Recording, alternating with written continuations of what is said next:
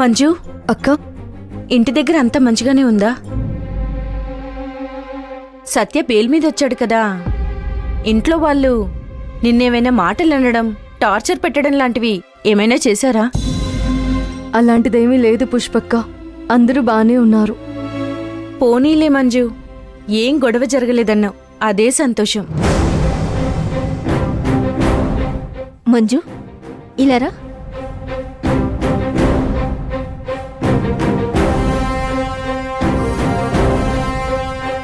మంజు, నేను చెప్పినట్టు చేసావా? చేశాను. రిజల్ట్ ఎలా ఉంది? బాగుంది. మీ ఇంట్లో ఏం జరిగిందో చెప్పు. మనమ్మ గారు నేను ఇంట్లో కాలు పెట్టానో లేదో, అంట్లెవరు తోముతారు, ఇళ్ళెవరు ఊడుస్తారు అంటూ స్టార్ట్ చేసింది. సింకులో గంపెడు అంట్లు ఉన్నాయి, వాటిని ఎవరు తోమాలి?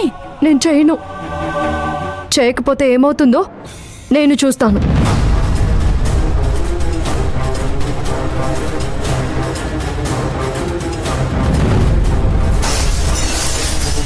నిన్ను చూస్తుంటేనే చిరాకొస్తుంది. వెళ్ళిక్కడి నుంచి.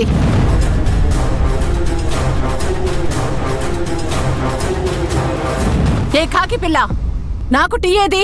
చేసి పెట్టాను, కావలసిన వాళ్ళు వెళ్ళి తెచ్చుకోండి. నువ్వు చెప్పినట్టే చేశాను, కానీ టెన్షన్గా ఉంది సంధ్య. అంటే అంటే రిజల్ట్ వస్తుంది కానీ నా క్యారెక్టర్ అది కాదు సంధ్య. మనమ్మ గారిని అలా అంటుంటే నాకే భయం వేస్తూ ఉంటుంది. నువ్వెక్కడ దొరికేవే తల్లి? నేను చెప్పినట్టు చేయకపోతే నా ప్లాన్ మొత్తం వేస్ట్ అయిపోతుంది. లేదు, ఏదో ఒకటి చేసైనా మంజుతో నేను చెప్పింది ఆ ఇంట్లో చేయించాలి. మంజు, నీకు ఆ ఇంట్లో ఎలాగో కోడలిగా స్థానం లేదు, భార్యగా భవిష్యత్తు లేదు. అలాంటప్పుడు అక్కడ ఇంకా వెట్టి చాకిరీ చేసుకుంటూ ఎంతకాలం ఉంటావు? ఒక్కసారి మీ అమ్మ చెల్లెల గురించి ఆలోచించు. వాళ్ల భవిష్యత్తుని నువ్వు భుజాన వేసుకోవాలంటే నువ్వు విడాకులు తీసుకోవాలి. మీ చెల్లెలు హాసిని భవిష్యత్తుకి నువ్వు దారి చూపించవా? నువ్వు చేసేది మీ నాన్నగారి ఉద్యోగం. ఆ ఉద్యోగం వల్ల వచ్చే ఆదాయంతో మీ అమ్మ చెల్లెలకి అండగా నిలబడవా? నేను నీ మంచి కోసమే చెప్తున్నాను మంజు. పైగా నువ్వు సత్యాన్ని అరెస్ట్ చేశావని మనసులో కోపం పెంచుకొని ఉండుంటాడు. నువ్వింకా ఆ ఇంట్లో ఉండి రిస్క్ చేయొద్దు మంజు. నువ్వు మనసుతో కాదు, బ్రెయిన్తో ఆలోచించు. నువ్విప్పుడు స్ట్రాంగ్గా ఉంటేనే ఫ్యూచర్ గ్రాండ్గా ఉంటుంది. మంజు, సిఐ గారు రమ్మంటున్నారు.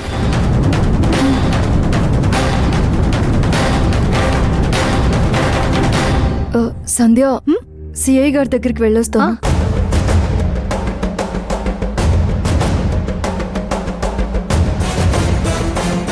మంజు, ఈ దెబ్బతో నీ లైఫ్ సత్య దగ్గర అవుట్ గోయింగ్ అయితే నీ ప్లేస్లో సత్య లైఫ్లోకి నేను ఇన్కమింగ్ ఇస్తాను.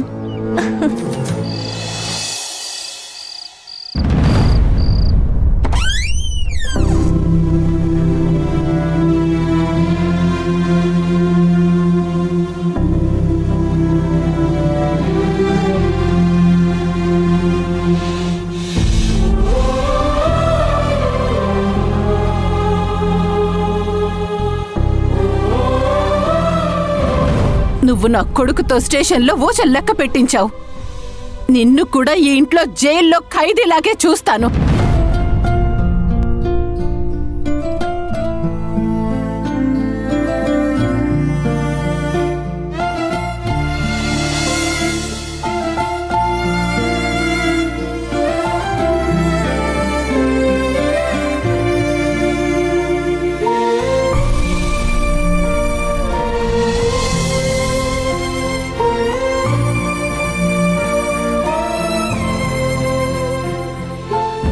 నేననుకుంటే 2 నిమిషాల్లో నీకు విడాకులు ఇవ్వగలను. కానీ ఎమ్మెల్యే గారికి మాటిచ్చాను నీకు విడాకులు ఇవ్వనని.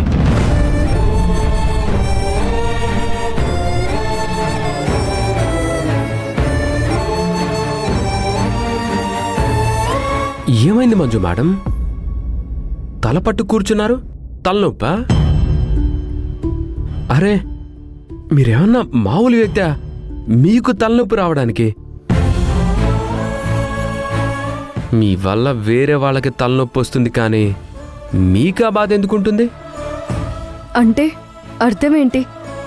ఇప్పుడు మిమ్మల్ని నేనేమన్నానని? ఇప్పుడు అనాల్సిన పని లేదు. మీరు ఎప్పుడైతే నా జీవితంలోకి వచ్చేశారో అప్పుడే నా జీవితంలో డౌన్ఫాల్ స్టార్ట్ అయింది.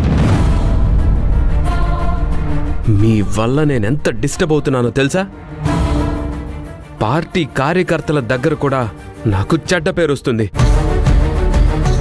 ఏ పని నేను సక్రమంగా చేయలేకపోతున్నాను.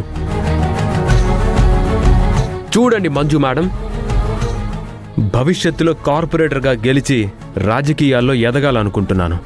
మీరిలాగే నన్ను డిస్టర్బ్ చేస్తే నేను సహించను.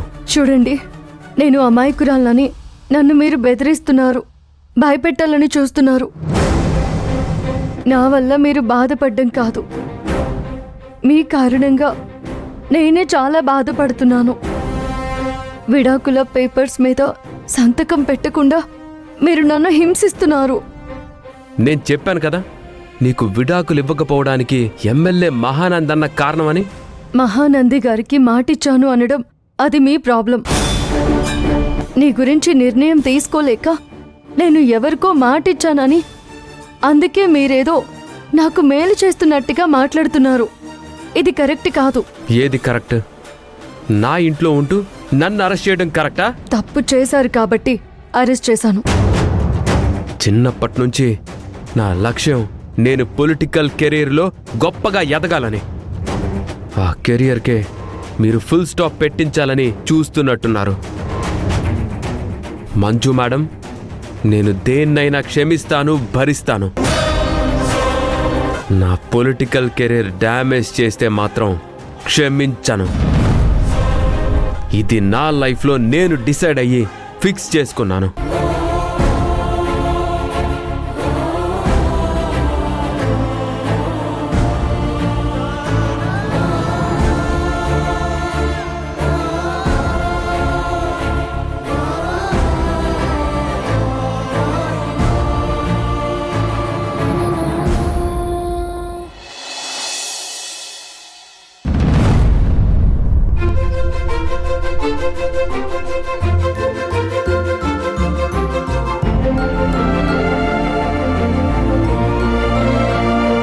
నమస్కారం మనమ్మ గారు.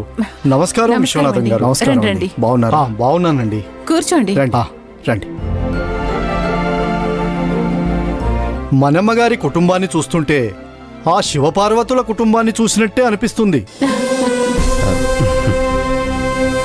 సత్య గారు ఇంత చిన్న వయసులోనే ఇంత పెద్ద లీడర్ అయ్యాడంటే మనమ్మ గారి పెంపకమే కారణం.